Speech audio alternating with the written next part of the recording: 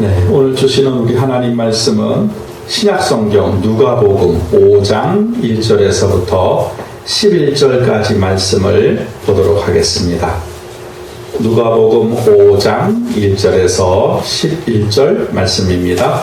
무리가 옹이하여 하나님의 말씀을 들을새 예수는 게네사렛 호숫가에 서서 호숫가에 두 배가 있는 것을 보시니 어부들은 배에서 나와서 그물을 씻는지라. 예수께서 한 배에 오르시니 그 배는 시몬의 배라. 육지에서 조금 뛰기를 청하시고 앉으사 배에서 무리를 가르치시더니 말씀을 마치시고 시몬에게 이르시되 깊은 데로 가서 그물을 내려 고기를 잡으라.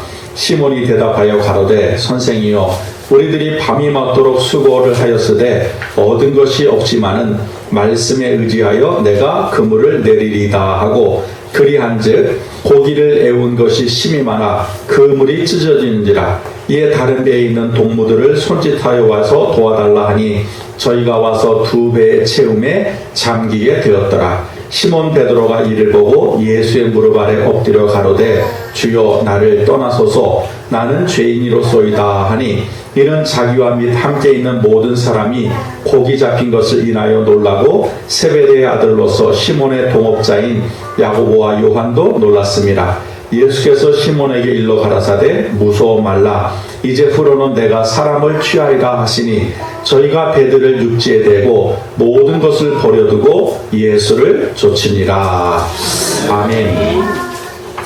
우리 기독교에서 아주 친숙한 말이지만 그 의미를 제대로 구별하지 못하고 사용하는 단어가 있습니다. 그게 뭐냐면 소명이라는 말과 사명이라고 하는 말이에요. 이거를 잘 구분을 못해서 혼동해서 제대로 사용을 하지 못합니다. 소명이라고 하는 게 뭐냐? 왕이 신하를 부르는 것. 하나님의 일을 하도록 하나님의 부르심, 이것을 소명이라고 합니다. 이렇게 하나님이 나를 불러서 구원의 반열에 세우시고 한 걸음 더 나아가 나를 하나님의 자녀로 삼아주시는 것, 이것을 우리는 소명이라고 말을 합니다. 사명은 달라요. 사명은 맡겨진 임무, 사신이나 사절이 받은 명령이라는 말입니다. 우리에게 맡겨진, 그래서 마땅히 해야 할 임무가 사명입니다. 그래서 사명에는 부른다라고 하는 의미가 들어있지 않아요. 그래서 소명과 사명이 다릅니다. 다시 말하면 어떤 임무를 맡아서 일하는 것이 사명이고 그 일을 맡기기 위해서 부르는 것을 소명이라고 하는 것입니다. 그래서 성도는 하나님의 소명에 응답하여 맡은 바 사명에 충성을 다해야 합니다. 이게 사명이란 말과 소명이라고 하는 말의 정확한 의미입니다. 예수님의 제자들은 자기가 원해서 제자가 된 것이 아니에요. 12명 모두가 다 예수님이 부르셨어요. 예수님이 부르셔서 소명을 받아서 예수님의 제자가 되고 그다음에 제자라는 사명을 받아서 땅끝까지 복음을 전하는 일을 하게 된 것입니다. 그런데 이 제자들을 부르는 장면을 보게 되면 마태복음, 마가복음, 누가복음이 조금씩 달라요. 오늘도 예수님이 이제 베드로 또 안드레, 야고보, 요한을 이제 한꺼번에 부르는 장면이 성경에 기록되어 있는데 조금 다른 각도에서 이제 우리가 살펴볼 것입니다. 그런데 1절에 보니까 이 베드로가 게네사렛 호수에서 고기를 잡고 있었다. 그래도 게네사렛이라고 하는 그 명칭이 갑자기 튀어나와요. 마태나 마가에서는 갈릴리 호수 이렇게 되어 있는데 누가복음이나 또 요한복음엔 또 디베랴 바다 이렇게 기록되어 있어요. 이게 다릅니다. 그럼 이 게네사렛이라고 하는 명칭은 언제 생겼느냐? 구약 성경에 보게 되면 이 갈릴리를 긴네롯이라고 이렇게 불렀어요. 긴네롯. 그러다가 BC 6세기경에 이제 바벨론의 침공을 받아서 유대인들이 전부 다 바벨론으로 포로로 잡혀갑니다. 그러고 나서 이제 이방인들이 김네롯을 갖다가 게네사렛, 게네사렛 이렇게 부르다 보니까 오늘날에 이제 갈릴리를 게네사렛 호수 이렇게 부르게 되었는데, 유대인들은 갈릴리라고 하는 명칭보다는 게네사렛이라고 하는 명칭을 자주 사용했다 그래요. 그럼 갈릴리라고 하는 말은 어디서 나왔느냐? 히브리어를 보게 되면 구역이다, 갈른다, 또 나눈다라고 하는 뜻을 가진 길갈이라고 하는 그런 단어에서 갈릴리가 나왔다 그래요. 고대 그리스어를 보게 되면 갈릴리아스라고 하는 그런 갈릴리 호수를 그리스인들이 갈릴리아스 이렇게 부르다가 이제 그 말이 갈릴리 이렇게 바뀌었다고 그래요. 그러니까 갈릴리라고 하는 단어와 게네사렛이라고 하는 명칭은 같은 거예요.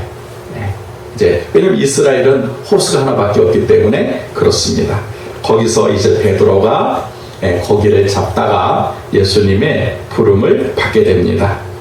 이렇게 오늘 성경을 보면은 예수님이 부르는 사람, 다시 말하면 쓰시기 위해서, 사용하기 위해서 베드로를 불렀듯이 오늘날에도 예수님은 우리를 사용하시기 위해서 부르고 계신다는 것입니다. 그러면 어떤 사람이 예수님 앞에 쓰임을 받는 사람인가? 오늘 성경에 베드로를 통해서 하나님이 우리에게 말씀하고 있습니다. 그러면 어떤 사람이 예수님이 쓰시는 사람인가? 첫 번째를 보게 되면 자기가 하는 일에 열심을 내는 사람. 다시 말하면은 자기에게 맡겨준 일에 대해서 최선을 다하는 사람. 그런 사람을 예수님이 쓰시더라는 것이죠. 우리가 잘 아는 바와 같이 베드로의 직업은 어부입니다. 그리고 베드로의 동생 안드레도 어부고 사출인 야고보와 요한도 어부예요. 조상 대대로 갈릴리 호수에서 고기를 잡았습니다. 나름대로 이 베드로는 고기 잡는 일에 대해서는 전문가지요. 여러분, 농사 짓는 것도 힘이 들다고 하지만 특별히 바다에 나가서 고기를 잡는 것은 더 힘이 든다 그래요. 그물을 내려야 되고 또 그물을 올려가지고 그물에서 고기를 떼어내고 또 내리고 또 올리고 하는 일을 계속해서 반복하기 때문에 이 어부들의 이런 일이 굉장히 어렵다고 하지요. 그런데 내가 노력한 만큼의 결과를 얻으면 아무리 힘이 들어도 힘이 들지 않는다 그래요. 하지만 우리가 애써서 수고해서 노력을 했는데 아무것도 얻지 못하게 되면 그때만큼 힘든 일이 없다 그래요. 그래서 이 어부들이 하는 말이 있답니다. 그 말이 뭐냐면은 바다가 내어주는 만큼 가져간다. 내가 아무리 수고하고 노력해도 바다가 주지 않으면 그러면 얻을 수 없다라고 하는 것이 이 어부들이 하는 말이라 그래요. 베드로는 어부였지만 자기가 하는 일에 열심히 있었습니다. 오늘 성경에 보니까 5절에 베드로는 밤새 수고했지만 고기를 잡지 못했다 이렇게 기록을 하고 있어요. 그래서 아침에 되어서 이제 육지에 배를 대고 난 다음에 쉬는 것이 아니라 다음을 위하여서 그물을 씻고 있었다는 거예요. 여러분 생각해 보십시오. 밤새 그물을 내리고 그물을 올리고 하는 일을 하면은 온몸이 만신창이가 되는 거예요. 그러면은 우리가 상식적으로 집에 와서 쉬고 싶고 자고 싶은 것이 사람의 생각인데 베드로는 다음 날을 준비하는 거예요. 오늘은 잡지 못했지만 내일을 위해서 배에서 내려서 그물을 씻고 있었다. 그래서 이 자기에게 주어진 일에 대해서 게으름을 피우지 않고 맡겨진 일에 대해서 열심을 가지고 있었다. 이런 모습을 보시면서 예수님이 베드로를 불렀다는 것이죠. 그러므로 예수님이 쓰시는 사람은 자기에게 주어진 일에 대해서 열심을 가진 사람입니다. 이런 사람을 예수님은 부르시고 사용하신다는 것이죠. 이 성공과 실패는 누구나 장담할 수가 없습니다. 하지만 성실하게 그리고 열심히 일을 하게 되면 성공할 수 있답니다. 노력하면 안 되는 일이 없다는 말이 있듯이 자기 일에 열심을 가질 때 성공하게 되는 것입니다. 그런데 요즘은 너무 편하게 일을 하고 쉽게 돈을 벌려고 하는 그런 경향이 있습니다. 저는 잘 모르겠는데 무슨 아프리카 TV 뭐 유튜버 이런 사람들을 보면 한 달에 뭐 많게는 뭐 몇 억을 번다 그래요. 그 텔레비 자기가 방송을 해서 말이죠. 그러니까는 뭐 차도 뭐 몇 억짜리를 타고 다니고 뭐 아파트도 100평짜리 아파트를 사고 그런다 그래요. 그런 걸 보면 딴 세상 얘기 같다 하는 생각이 들어요. 또 어떤 래퍼가 고백을 했는데 대학가 축제에 가가지고 딱 노래 한 곡을 불렀답니다. 그랬는데 일반 직장인의 한 달치 월급을 주더라는 거예요. 그러기에 상대적 박탈감을 느끼죠. 누군가는 한 달 동안 열심히 일을 하는데 누군가는 5분 동안 노래 한 곡 부르고는 똑같은 그런 대가를 받는다고 하면 굉장히 상대적 박탈감을 느낍니다. 그러니까 세상 사람들은 뭐예요? 젊은이들은 이제는 힘들고 어려운 일보다는 뭐예요? 편하고 쉬운 일을 찾아가는 거예요. 그러니까 전문성이 없어요. 그리고 전문가가 없습니다. 이것이 오늘날 우리의 문제예요. 무엇 하나에 집중을 하지 못하는. 그러니까 장인이 없고 명인이 사라지고 있어서 안타까운 마음입니다. 그래서 예전에는 한우물을 파야 된다라고 부모들이 얘기했지만 지금은 한우물 파면 망한다 이런 얘기를 한다 그래요. 전문성이 떨어진 시대를 살고 있습니다. 그런데 예수님은 자기 일에 대해 관심과 함께 열심을 가진 사람을 사용하신다는 거예요. 베드로가 고기를 잡는 일에 열심을 가지고 있을 때 예수님은 찾아오셔서 부르셨습니다. 마태도 마찬가지. 마태는 세리입니다. 지금의 세무공무원인데 세관에 앉아서 자기 일을 열심히 하고 있을 때 예수님이 찾아오셔서 마태를 부르셨습니다. 이처럼 오늘날에도 자기 일에 열심을 가진 사람에게 주님은 찾아오시고 부르신다는 것입니다. 그러므로 그리스도인은 이 세상에서 소금과 빛이 되어야 돼요. 세상 따로, 교회 따로. 여러분, 이게 올바른 신앙이 아니에요. 내가 교회에서 가진 믿음은 세상에서도 그대로 가지고 살 수 있어야 돼요. 다시 말하면 내가 세상에서도 열심히, 세상에서 무슨 일을 하든지 간에 최선을 다해야 된다는 거예요. 교회에서는 열심히 일을 하지만 세상에서는 열심히 일을 하지 않는다면 이게 문제가 돼요. 또 세상에서는 열심히 일을 하지만 교회 와서는 아무 일도 하지 않는다는 그것도 문제가 됩니다. 제가 원래 잘 칭찬을 못하는 사람인데 오늘은 제가 여러분을 좀 칭찬하려고 해요. 특별히 이 앞에 앉아 계시는 우리 두 분 안수 집사님을 보게 되면 참 자기 일에 대해서 열심을 가지고 있는 사람이다. 한 분은 밤에 나가서 모델하우스를 지키는 일을 하시고 또 한 분은 밤에 나가서 대학병원에 재활용품을 이제 분류하는 일을 하십니다. 두 분이 하시는 일이 3D예요. 피하고 싶은, 하고 싶지 않는, 또 위험하고 더러운 직종이라고 해서 누구나 다 안 하려고 하는, 기피하는 그런 일을 하시게 됩니다. 밤에 하는 일이기 때문에 누가 보지도 않고 관리하지도 않아요. 그러면 요령 피울 수 있어요. 적당히 할 수 있어요. 근데 두 분이 저에게 공통적으로 하시는 말씀이 있어요. 목사님, 2시간마다 돌아야 된다는 거예요. 모델하우스 주변을 돌아야 된다. 그냥 잠깐 자다가 또 일어나고 잠깐 자다가 일어나고 제가 그랬어요. 아무도 보는 사람이 없는데 그냥 주무시면 되잖아요. 안 된다. 또 한 번은 재활용품 일을 하는데 다른 사람보다 1시간 더 먼저 나갔어요. 힘든데 먼저 나갔어요. 먼저 가서 그 사람들이 해야 할 일을 하면은 내가 좀 더 쉽고 그 사람들도 쉽습니다. 그러니까 자기에게 맡겨진 일에 대해서 누가 감시도 안 해요. 그리고 이래라 저래라 뭐 그거에 대해서 이야기도 하는데 두 분은 최선을 다할 거예요. 물어봤어요. 왜 그래요? 내가 다 교회 다니는 걸 안다는 거예요. 내가 예수 믿는 사람이라는 걸 안다는 거예요. 그러니까 적당히 할 수가 없다는 거예요. 도리어 더 열심히 할 수밖에 없다는 거예요. 그러니까 이 두 분은 가서 일하는 곳마다 세상 사람들에게 인정을 받고 칭찬을 받는 거예요. 자기에게 주어진 일에 대해서 최선을 다하는 이 모습을 주님은 세상 사람들은 보지 못하지만 우리 예수님은 보고 계시는 줄 믿습니다. 우리 교회 성도들도 마찬가지. 네?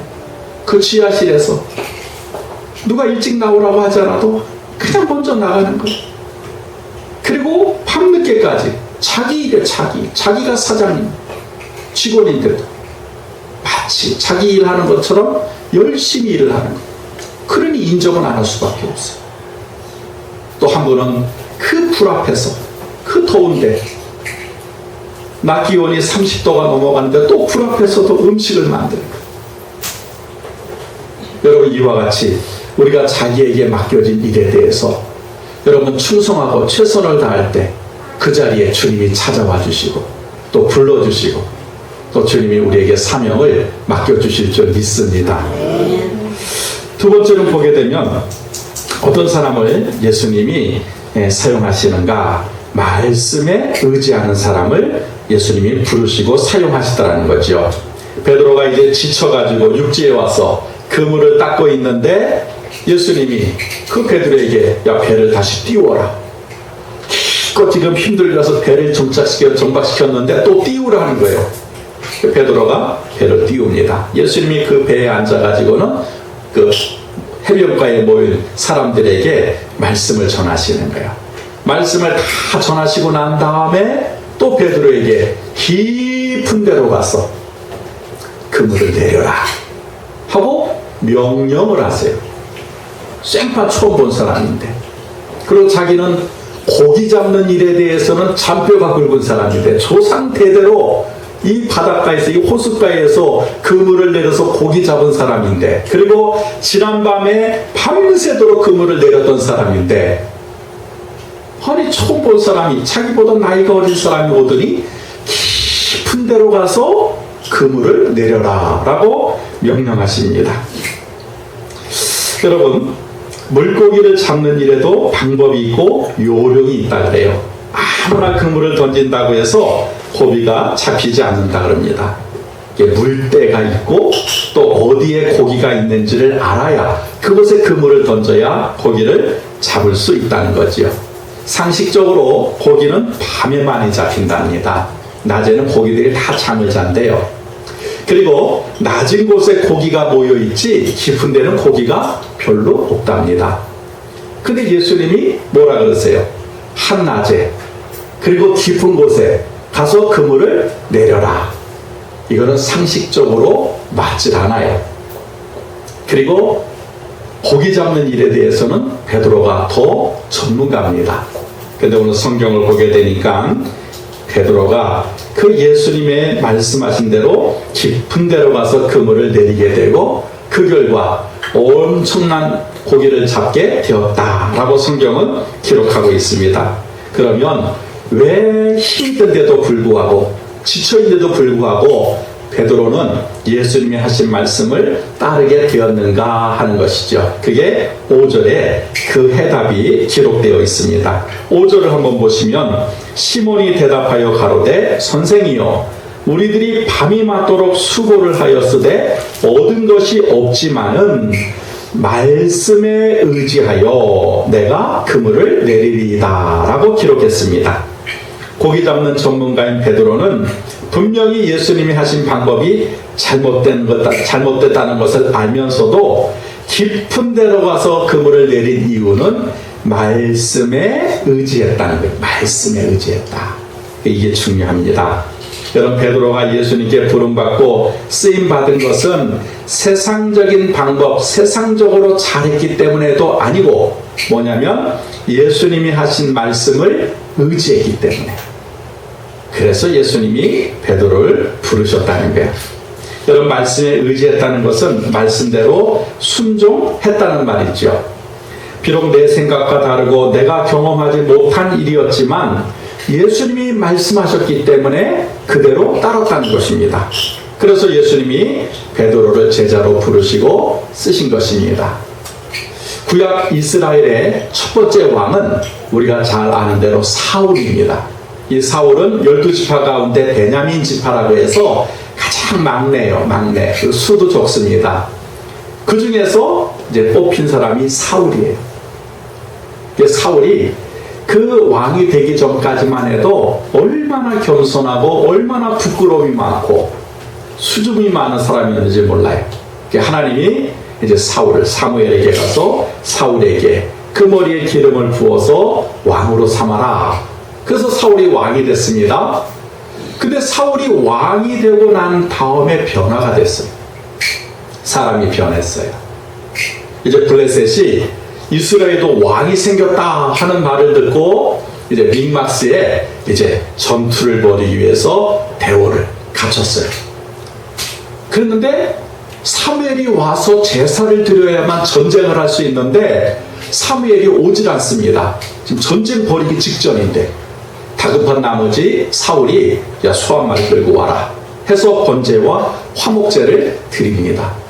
그 제사를 마치자마자 사무엘이 찾아와요. 그리고 왕이요 지금 무슨 일을 했습니까? 하고 물어보니까 사울이 대답을 합니다. 백성은 나에게서 흩어지고 당신은 정한 날에 오지 않고 블레셋 사람들은 믹마스에 모였음을 내가 보았나이다. 블레셋 사람들이 나를 치기 위하여 길갈로 내려오려고 해서 내가 여호와께 은혜를 간구치 못하였다고 부득이하여 내가 번제를 드렸나이다 라고 대답을 합니다.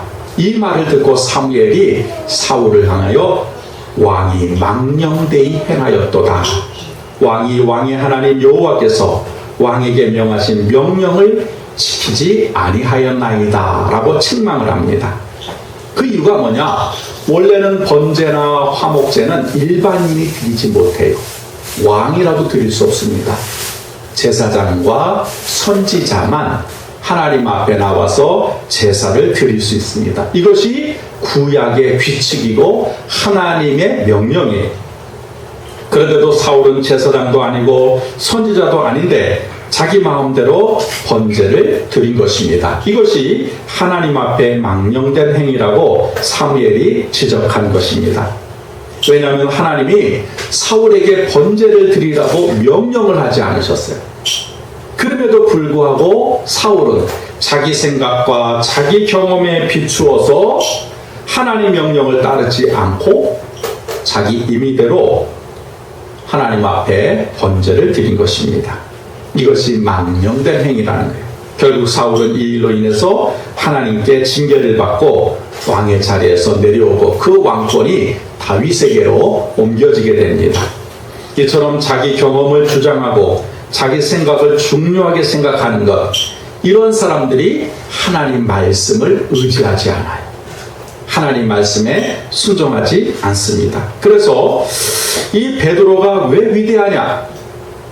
그것은 바로 말씀에 의지해서, 당시만 해도 별로 믿음이 없었지만, 그리고 밤새 수고는 했지만 자기 생각과 자기 경험을 버리고 예수님의 말씀에 의지해서 그물을 내렸기 까닭에 여러분 그것이 주님 앞에 부름받는 그런 동기가 되고 쓰임받는 계기가 된 것을 볼 수가 있습니다. 이처럼 베드로는 말씀에 의지해서 깊은 데로 가서 그물을 내렸습니다. 그 결과가 6절과 7절에 기록되어 있어요. 그리한즉 고기를 애운 것이 심이 많아 그물이 찢어지는지라 이에 다른 데에 있는 동물을 손짓하여 와서 도와달라 하니 저희가 와서 2배의 채움에 잠기게 되었더라. 할렐루야. 여러분, 나의 경험과 나의 생각을 버리고 예수님의 말씀에 의지하게 되면 이처럼 우리가 도대체 한 번도 경험하지 못한 그런 놀라운 역사가 일어나게 된다는 것입니다. 그리고 예수님은 말씀에 의지하는 사람을 부르신다는 거예요. 그러므로 믿음의 사람은 언제나 말씀에 의지하는 삶이 되어야 됩니다. 그러면 예수님이 찾아오셔서 우리를 쓰시게 된다는 것입니다. 마지막 어떤 사람을 예수님이 쓰시는가? 세 번째 보니까 자기 자신을 돌아볼 줄 아는 사람, 내가 누군지를 정확하게 알고 있는 사람을 예수님은 쓰시더라는 거예요. 한 번도 경험하지 못한 사건에 베드로가 놀랐습니다. 베드로만 놀란 게 아니라 성경이니까 야고보와 요한도 놀랐습니다. 이렇게 기록을 하고 있어요. 왜냐? 한낮에 그리고 깊은 곳에 고기가 그렇게 많이 잡힌 적이 한 번도 없기 때문입니다. 그런데 베드로는 말씀에 의지해서 배가 잠길 정도로 엄청나게 많은 고기를 잡았습니다. 그럼 우리 생각 같으면 빨리 항구로 가야 돼요. 왜냐하면 싱싱할 때 고기를 팔아야 여러분 더 높은 가격을 받을 수 있지 않겠습니까? 그러니까는 놀란 거는 잠깐이고, 야 빨리 항구로 가자, 그리고 이 고기 팔자, 그러면 우리가 최소한 두세 배는 더 받을 수 있지 않겠느냐. 대부분의 그런 어부들은 그런 생각을 했겠지만 오늘 성경을 보니까 베드로는 그렇지 않다는 거예요. 도리어 고기 잡힌 것을 인하여서 예수님 무릎 아래 꿇었다, 엎드렸다. 그리고 그 베드로가 이렇게 이야기를 합니다. 8절에 보니까 시몬 베드로가 이를 보고 고기가 많이 잡힌 것을 보고 두 배가 잠긴 것을 보고 예수의 무릎 아래 엎드려 가로되 주여 나를 떠나소서 나는 죄인이로소이다 라고 말을 합니다. 이게 베드로의 위대함이에요. 여러분, 베드로는 지금까지 이렇게 많은 고기를 잡아본 적이 없습니다. 그래서 깨달은 것이 뭐냐면 이분은 일반 사람이 아니구나, 하나님의 아들이고 우리가 그토록 기다렸던 메시아구나. 그걸 베드로가 깨닫고는 하나님의 아들이신 예수님 앞에 무릎을 꿇는 겁니다. 그리고 뭐라 그래요? 나는 죄인입니다. 나는 죄인입니다. 주님, 나는 주님과 함께 할 수 없습니다. 그리고 주님 나를 떠나주십시오. 너무 부끄럽습니다. 난 주님 앞에 얼굴을 둘 수 없습니다. 자기 자신을 깨닫게 되고 돌아보게 된 것입니다. 여러분, 이것이 중요합니다. 사람은 성공에 취하게 되면 신앙을 잃어버리게 됩니다. 뭔가 잘 되면 하나님을 멀리하거나 잊어버리죠. 그리고 자기 자랑을 합니다. 절대로 자기 자신이 죄인이라는 사실을 알지도 못하고 인정하지도 않습니다. 그래서 마지막에는 실패하고 다시 원래의 자리로 돌아오게 되는 것입니다. 베드로는 나름대로 성공했어요. 그물이 찢어질 정도로, 두 배에 잠길 정도로 엄청나게 많은 고기를 잡았습니다. 그럴 때 베드로는 자랑을 하지 않아요. 그리고 그것에 만족하지 않습니다. 도리어 자기 자신을 돌아보게 된 거예요. 아, 성공 앞에서 나는 죄인이야. 큰 축복 가운데서 나는 아무것도 아니었구나. 그걸 깨닫고 예수님 앞에 무릎을 꿇으라는 것이죠. 이처럼 베드로는 자신의 위치를 알았습니다. 자기가 누구인지를 정확하게 알았습니다. 그래서 주여 나를 떠나소서 나는 죄인입니다 라고 고백할 수 있었던 것입니다. 이 모습을 예수님 보신 거예요. 그리고 뭐라고 말씀하시니까 무서워 말라, 이제 후로는 내가 사람을 취하리라 라고 하시면서 제자로 부르셨습니다. 그러므로 예수님이 쓰시는 사람은 겸손한 사람이에요. 여러분, 겸손한 사람은 다른 게 아니라 내가 누군지를 가장 잘 알고 있는 사람이에요. 자기 자신을 돌아보는 사람, 자기 자신.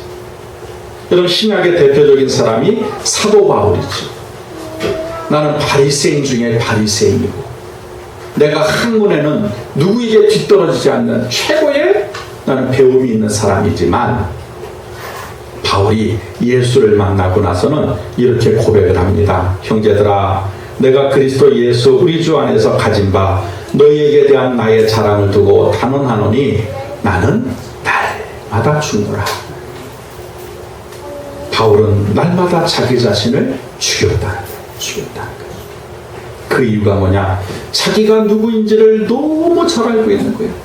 스데반 집사를 죽이는 일에 앞장섰던 사람, 예수 믿는 사람을 잡아 죽이는 일에 제일 최전방에 섰던 사람.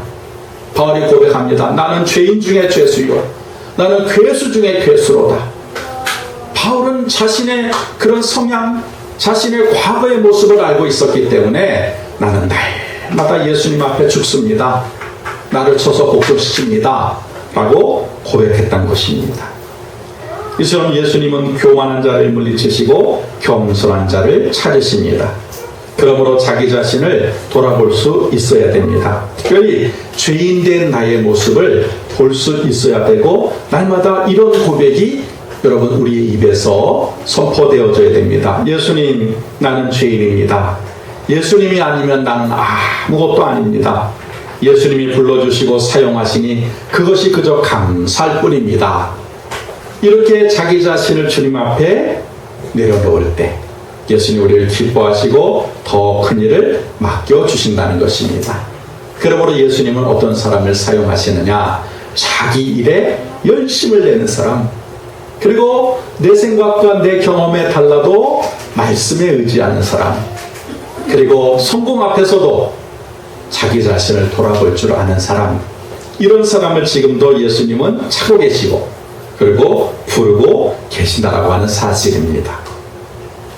아픈 만큼 더 사랑합니다 라는 영화가 상영이 됐어요. 이게 독립영화이기 때문에 16,000명밖에 이렇게 보지 않았습니다. 하지만 KBS 인간극장에 2번이나 방영이 됐고, 또 기독교 TV, CGN TV를 보게 되면 계속해서 이제 방영이 되고 있습니다. 아픈 만큼 더 사랑합니다라는 그 드라마, 그리고 영화의 주인공이 누구냐면 박누가 선교사님, 박누가. 원래 이름은 박병출, 좀 촌스럽죠. 박병출이라고 하는 분이신데 의대를 졸업하고 대학병원 외과 전문의가 됐습니다. 그 이제는 성공은 따놓은 당상이에요. 이제 교수가 되고 대학병원에서 진료를 하게 되면 모두 편안하게 이렇게 수술하면서 이렇게 여생을 살 수가 있습니다. 그런데 이제 가난한 빈민촌에 그 해외에 나가서 후진국에서 의료 봉사를 갔다가 소명을 받아요. 질병에 걸려서 제대로 된 치료를 받지 못하고 죽어가고 있는 사람을 보면서 내가 있을 곳은 대학병원이 아니라 바로 여기구나. 하나님이 여기서 나를 부르시는구나. 돌아오자마자 잘 나가던 대학병원 외과 전문의 교수의 자리에서 사표를 내고 그 즉시로 이제 현지로 돌아옵니다. 거기가 필리핀. 30년 전에 박누가 선교사님은 필리핀에 와서 병원을 세웁니다.